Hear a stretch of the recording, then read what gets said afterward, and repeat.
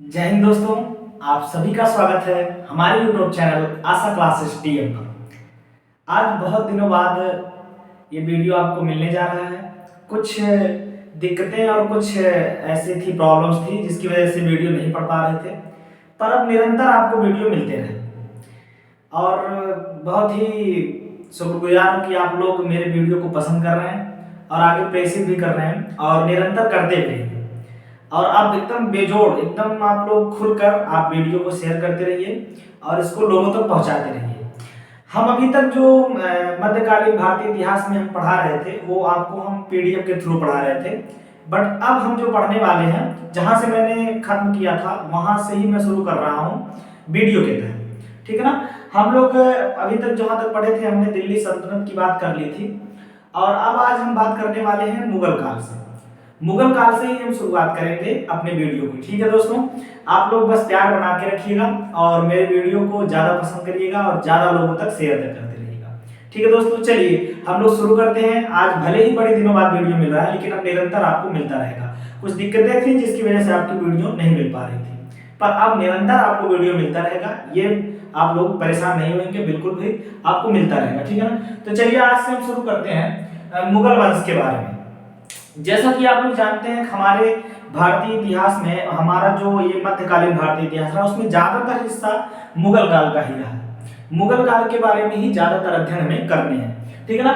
अगर हम मुगल वंश की बात करें तो मुगल वंश पे जो शासक आए वो दो प्रजातियों के मिक्स थे, मतलब दो जाति या दो धर्म कह सकते हैं प्रकार से दो शाखाओं का मिक्सअप है। ठीक है ना। मुगल वंश के बारे में अगर हम देखें मुगल किन्हें कहा गया था, मुगल हम तुर्क और मंगोल, एक तुर्क जात थी, मैंने आपको बताया था ना कि तुर्क जात भी आई थी, एक तुर्क थी और एक मंगोल आक्रमणकारी थे। इन दोनों को मिला करके, इन दोनों प्रजातियों को मिला करके जो शासक बने थे वो क्या कहलाए, मुगल कहलाए। ठीक है ना।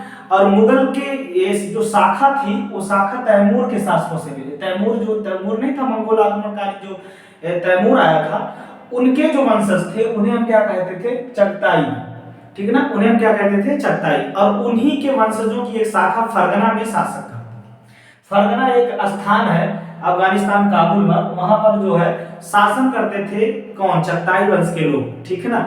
और उन्हीं शासकों में एक शासक था उमर शेख मिर्जा। कौन था, उमर शेख मिर्जा। ध्यान से सुनिएगा इस चीज को।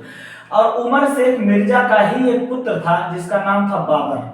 ठीक है ना। फरगना का एक शासक था जिसका नाम था उमर शेख मिर्जा और इसी का पुत्र था जिसका नाम था बाबर। बाबर का अगर पूरा नाम आपसे पूछे तो जहीरुद्दीन मोहम्मद बाबर। जहीरुद्दीन मोहम्मद बाबर किसका नाम था, बाबर का पूरा नाम था। ये जो इसके पिता थे उमर शेख मिर्जा, ये तैमूर के वंशज थे। जो तैमूर आक्रमणकारी अपने यहाँ नहीं आया था उसके वंशज थे कौन, उमर शेख मिर्जा। और जो इसकी माता थी उनका नाम था तो कुतलुग निगार खानम। याद रखिएगा उसकी माता का क्या नाम था, कुतलुग निगार खानम, जो मंगोल के वंशज थे। ध्यान से सुन लीजिएगा इस चीज को। जो बाबर के पिता थे उमर शेख मिर्जा वो तैमूर के वंशज थे और जो कुतलुग निगार खानम उसकी माता जी थी वह मंगोल के वंशज थी। और इन दोनों की विवाह से जो पुत्र उत्पन्न हुआ वो कौन था, बाबर। और बाबर ही वे व्यक्ति है जो भारत में आता है और मुगल वंश की स्थापना करता है। ठीक है ना। तो इतना आप समझ गए, इसका जीवन परिचय ही एक प्रकार से है। अगर हम बाबर के जन्म की बात देखें तो बाबर का जन्म 1483 ईस्वी में फरगना एक प्रांत था जिसका शासक कौन था, उमर शेख मिर्जा और उसी का पुत्र था बाबर। तो फरगना में इसका जन्म होता है 1483 ईस्वी में बाबर का। ठीक है ना। और इसकी मृत्यु हम देखेंगे, बाबर की मृत्यु इंडिया में होती है यानी भारत में हुई थी 1530 ईस्वी में आगरा में। आगरा में ही उसको आराम बाग एक स्थान है, आराम बाग आगरा में एक स्थान है जहां पे उसे दफनाया गया था। फिर वहां से निकालकर इसे कहां ले जाया गया, काबुल। काबुल आज जानते हैं, आज काबुल किसकी राजधानी है, अफगानिस्तान की राजधानी है। ठीक है ना। तो वहां पे ले जाकर के इसको दफनाया गया। 1530 में पहले कहां दफनाया गया, आगरा में। उसके बाद इसे कहां ले जाकर दफनाया गया, काबुल में। ठीक है ना। कुछ इसमें महत्वपूर्ण तिथियों के बारे में अध्ययन करते हैं कि बाबर के साथ जो घटनाएं घटी थी उसकी महत्वपूर्ण तिथियों के बारे में अध्ययन करते हैं जो आपके लिए बहुत ही इंपॉर्टेंट है। एक एक पॉइंट आप लोग नोट कर लीजिएगा। ठीक है ना। 1494 ईस्वी में जब इसका पिता कौन था, उमर शेख मिर्जा। उनकी मृत्यु हो जाती है, तो इसकी एज कितनी वर्ष थी आप देख लीजिए, लगभग 12 वर्ष का ही था, लगभग 12 वर्ष का ही था। और यह फरगना का क्या बन गया, शासक बन गया। 12 वर्ष की उम्र में ही बाबर फरगना का क्या बन गया, शासक। फरगना का शासक कौन बन गया, बाबर बन गया। और बाबर जब शासक बन गया वहां का, तो 1507 ईस्वी में, याद रखिएगा 1507 ईस्वी में पादशाह की उपाधि धारण की। बादशाह नहीं मैंने बोला है, यहाँ क्या लिखा है, पादशाह। पादशाह की उपाधि धारण की कब, 1507 ईस्वी में, याद रखिएगा। उसी तरह 1519 ईस्वी में, 1519 ईस्वी में पेशावर को जीता था इसने जब युद्ध लड़ा। पेशावर आप जानते हैं कहाँ पे है, आप पाकिस्तान के एरिया में पड़ता है पेशावर। और वहां पर 1519 ईस्वी में पेशावर को पहली बार जीता किसने, आपके बाबर ने। क्लियर हो गया। यही बाबर फिर आगे बढ़ता है और 1520 ईस्वी में सियालकोट एक स्थान है पंजाब में एक स्थान है जिसका नाम क्या है, सियालकोट, इसको जीतता है 1520 ईस्वी में। क्लियर है ना। तो ये डेट याद रखिएगा 1494। देखिए पहले यहां से याद कर लीजिएगा, 1483 में कहां होता है उसका जन्म, होता है फरगना में, याद हो जाएगा। 1494 में फरगना का शासक बनता है बाबर, ठीक है ना। 1507 ईस्वी में पादशाह की उपाधि धारण करता है। 1519 ईस्वी में पेशावर को जीतता है। 1520 ईस्वी में सियालकोट को जीतता है जो पंजाब में स्थित है। क्लियर हो गया, ठीक है, यहां तक आप लोग समझ गए होंगे।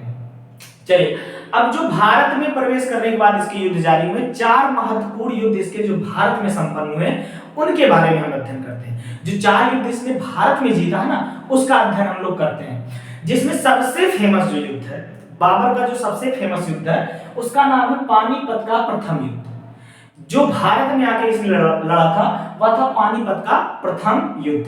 और यह लड़ाई इसने कब लड़ी थी, 1526 ईस्वी में। ध्यान से सुनिएगा। अब यहीं से मुगल वंश के बारे में शुरुआत की जा रही है। मुगल वंश के बारे में जानकारी हमें लेनी है वहीं से। ओके, ठीक है, नोट कर लीजिएगा जरूर, हर एक पॉइंट नोट करते चलिएगा। आप लोग जरूर इस चीज को नोट कर लीजिएगा, बहुत ही इंपॉर्टेंट चीज है ये सब, ठीक है ना। चलिए, पानीपत का प्रथम युद्ध जब हुआ 1526 ईस्वी में हुआ, और 26 में जब हुआ तो 15, ये देखिए ये पानीपत का प्रथम युद्ध, द्वितीय युद्ध, तृतीय युद्ध एक सीक्वेंस में याद होता है वैसे तो, लेकिन आप लोग अगर ध्यान से थोड़ा सा भी ध्यान दोगे, प्रथम युद्ध 1526 में हुआ था बाबर के बीच और किसके बीच, इब्राहिम लोदी। मैंने बताया था ना, दिल्ली सल्तनत पे लास्ट जो वंश बैठा था, जो अंतिम वंश बैठा था, वह लोदी वंश था। वह कौन सा वंश था, लोदी वंश। और लोदी वंश का जो अंतिम शासक था उसी का क्या नाम था, इब्राहिम लोदी। उसी का क्या नाम था, इब्राहिम लोदी। ये इब्राहिम लोदी, याद रखिएगा, उसी का नाम इब्राहिम लोदी के साथ पहला युद्ध लड़ता है पानीपत का। और पहला युद्ध जब लड़ता है पानीपत का, तो यहां पे इब्राहिम लोदी मृत्यु को प्रदान करता है, मृत्यु प्राप्त कर लेता है। और ऐसा इसलिए मैंने आपको बताया मृत्यु प्रदान कर लेता है, मृत्यु की प्राप्त करता है, क्योंकि युद्ध में मारा जाने वाला यह दिल्ली सल्तनत का एकमात्र शासक था। दिल्ली सल्तनत में 5 वंशों ने राज किया, हमने आपको बताया था इससे पहले, जैसे आपने पढ़ा था गुलाम वंश, सैयद वंश, तुगलक वंश, खिलजी वंश आपने पढ़ा था, ये अंतिम था लोदी वंश। तो ये अंतिम का एकमात्र शासक था इस दिल्ली सल्तनत का, जो युद्ध में पराजित भी हुआ और युद्ध में ही मारा गया। यह कौन था, इब्राहिम लोदी, याद रखिएगा, एकमात्र शासक था जो युद्ध में ही मर गया, ठीक है ना, याद रखिएगा। बाबर जो ये युद्ध लड़ा था ना, उस युद्ध में पहली बार तोप खाने का, यानी तोप जो चलाई नहीं जाती, तो बड़े बड़े तोप आपने देखा होगा राजस्थान में, आप जब किलों पे जाते हो, आमेर किला, कोई भी किला आप जाइए कभी वहां घूमने, तो वहां बड़े बड़े तोप रखे हैं, ठीक है ना। तोप का प्रयोग करने के लिए प्रथम बार तोप खाने का प्रयोग किसने किया था, बाबर ने ही। वो भी किस युद्ध में किया था, पानीपत के प्रथम युद्ध में किया था, ठीक है ना। और उन तोपों को जो सजाया जाता था, जो सजावट होती थी उनकी, उनको लगाने का जो क्रिया विधि होता था, वह किस पद्धति से होता था, उस्मानी विधि। वह किस विधि से की जाती थी, उस्मानी विधि से की जाती थी। इसको याद रखिएगा, याद रहेगा ना, ठीक है। तोप को चलाने का काम जो उसमें माहिर था, जो तोप लाया था बाबर ने, उसको चलाने का यानी माहिर उसमें कौन था, उसमें सबसे ज्यादा माहिर था उस्ताद अली कुली। ये नाम याद रखिएगा, उस्ताद अली कुली, जो तोप को चलाने में बहुत ही माहिर था। जो तोप को चलाना सिखाता था उसका क्या नाम था? उस्ताद अली कुली। ठीक है ना। बंदूकों का भी प्रयोग किया इसने, और बंदूक को जो चलाने में माहिर था उसका क्या नाम था? उस्ताद मुस्तफा। उस्ताद मुस्तफा। इन दोनों ने इस युद्ध में काफी ज्यादा योगदान दिया था। ठीक है ना। उस्ताद अली कुली जो तोप चलाता था उसका संचालन देखता था, उस्ताद मुस्तफा जो बंदूकों का संचालन देखता था, बंदूक चलाने में माहिर था वो। ठीक है ना। 1526 ईस्वी में जब बाबर जीत जाता है इस युद्ध को, तो बादशाह की उपाधि धारण करता है। किसकी उपाधि धारण करता है? बादशाह। और यहीं पर स्थापना करता है मुगल वंश। आगरा में ही किस वंश का स्थापना कर देता है? मुगल वंश का स्थापना कर देता है। और जैसे ही मुगल वंश का बादशाह बनता है, वैसे ही यहाँ की जनता के द्वारा इसे एक उपाधि दी जाती है जिसका नाम था कलंदर। ये इंपॉर्टेंट है। कलंदर की उपाधि धारण करने वाला शासक कौन था? उसका नाम था बाबर। ठीक है ना। तो ठीक है दोस्तों, आप लोग इसका स्क्रीनशॉट ले लीजिए। इसके बाद जो चीजें बची हैं तीनों मैं बता देता हूं, आप लोग इसका स्क्रीनशॉट ले लीजिएगा।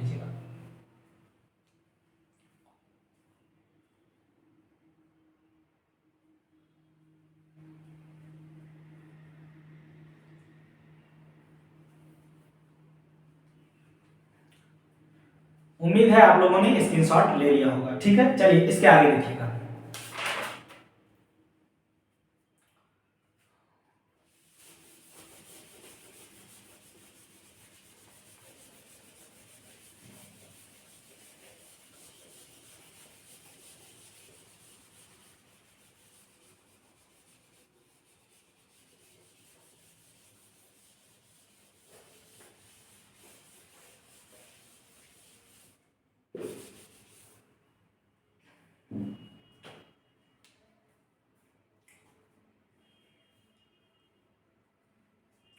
अगली हेडिंग है खानवा का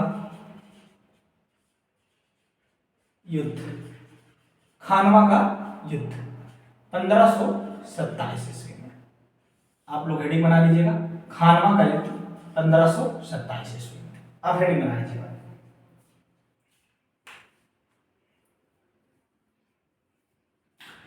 चलिए देखें, खानवा पानीपत का प्रथम युद्ध लड़ने के बाद इसने खानवा का युद्ध लड़ा। और खानवा का युद्ध इसने किससे लड़ा था? इसने लड़ा था राणा सांगा से। किससे लड़ा? राणा सांगा से। राणा सांगा और बाबर के बीच कौन सा युद्ध होता है? खानवा का युद्ध होता है। ठीक है ना। इस युद्ध में बाबर पुनः विजित होता है, पुनः विजय प्राप्त करता है। राणा सांगा को हार मिलती है इस युद्ध में। ठीक है ना। याद रखिएगा, ध्यान से सुनिएगा। पानीपत के युद्ध के बाद खानवा का युद्ध हुआ था 1527 में। एक क्रम चल रहा है, 4 युद्ध है, चारों फेमस हैं, और चारों के बारे में कभी कभी क्रम ही केवल पूछ लेता है। ठीक है ना। तो क्रम ही याद रख लीजिएगा। ठीक है ना। पानीपत का प्रथम युद्ध, खानवा का युद्ध हुआ, उसके बाद द्वितीय युद्ध। और इस युद्ध में भी बाबर विजय प्राप्त करता है और किसको हराता है? राणा सांगा को हराता है। ठीक है ना। और इसी युद्ध में पहली बार जिहाद शब्द का उल्लेख किया जाता है, यानी जिहाद का नारा। जिहाद मतलब होता है धर्म की लड़ाई। किसकी लड़ाई? धर्म की लड़ाई।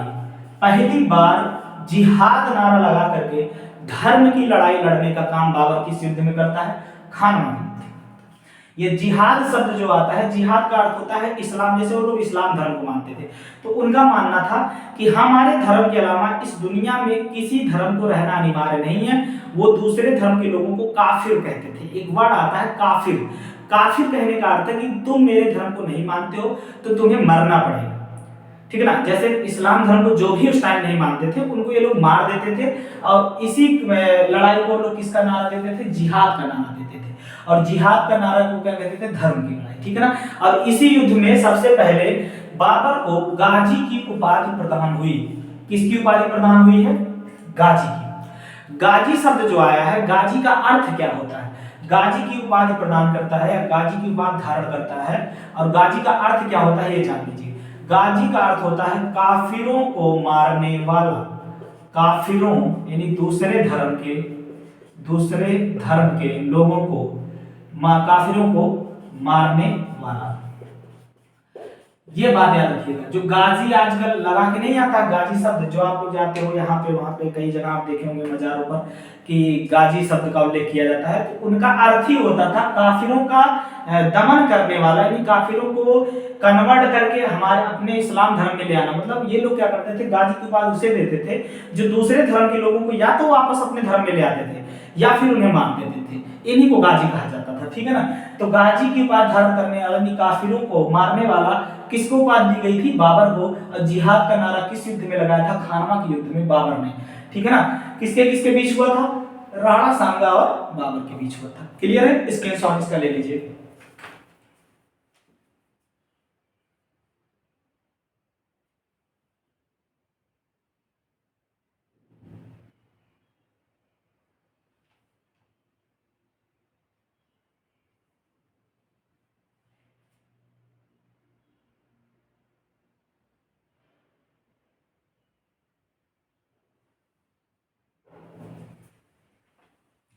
चलिए आगे देखते हैं।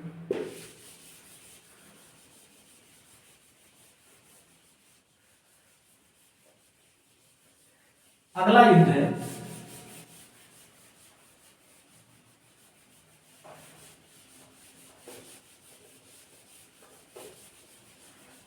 ये हो गया खानवा का युद्ध। अगला जो युद्ध है उसका नाम लिखेंगे।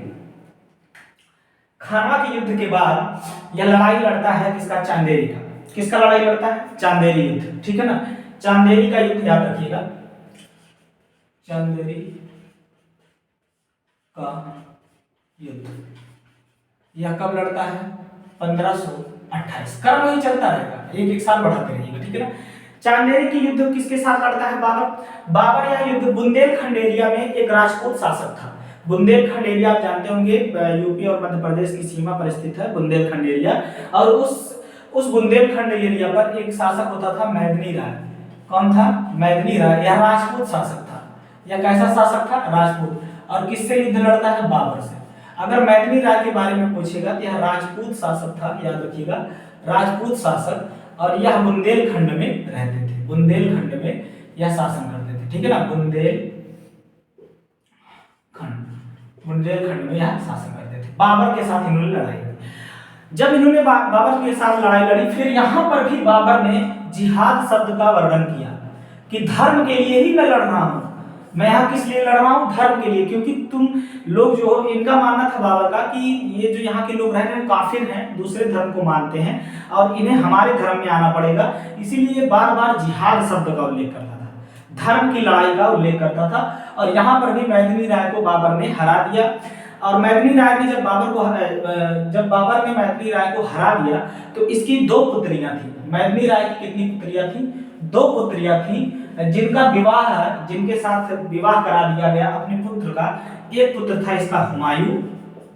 बाबर का कौन पुत्र था? हुमायूं। और एक पुत्र था इसका कामरान। इसके दो पुत्र थे, हुमायूं और कामरान। किसके? बाबर के। बाबर के दो पुत्र थे और मैदिनी राय की दो पुत्रियां। इनका एक विवाह करा देता है जिससे ये संधि हो जाती है। लेकिन वैसे तो कहा जाता है चांदेरी के युद्ध में मैदिनी राय को पराजय मिली थी और उसके बाद बाबर ने इसकी दो पुत्रियों का विवाह हुमायूं और कामरान अपने दोनों पुत्रों के साथ कर दिया। ठीक है ना। और किसका नारा लगाया था? जिहाद का नारा लगाया था। ठीक है ना। इसका स्क्रीनशॉट ले लीजिएगा।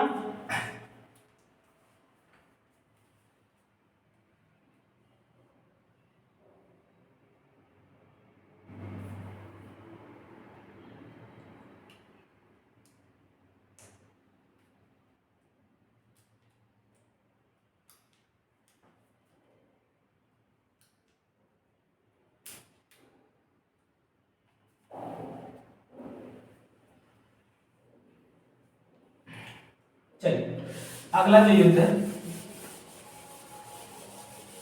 उस युद्ध का क्या नाम है? लास्ट जो युद्ध है उसका नाम है घाघरा का युद्ध। घाघरा का युद्ध यह लड़ा 1529 ईस्वी में। ठीक है ना। याद रखिएगा। पहला युद्ध पानीपत का युद्ध 1526।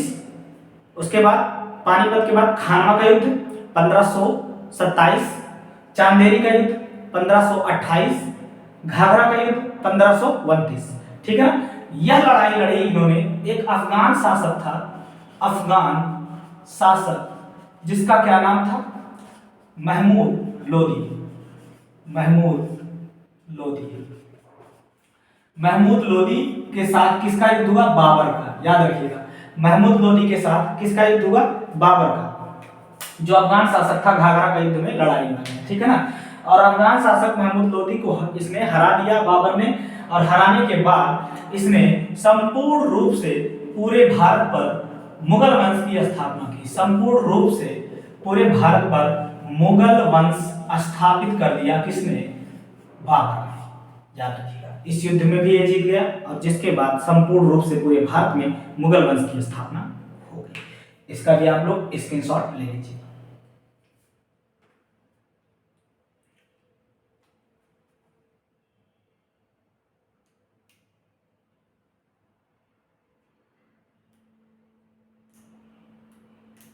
चलिए इसको मिटा दे रहे हैं।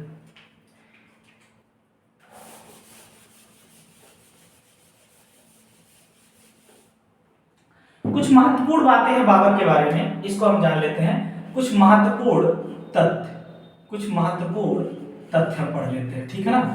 महत्वपूर्ण तथ्य,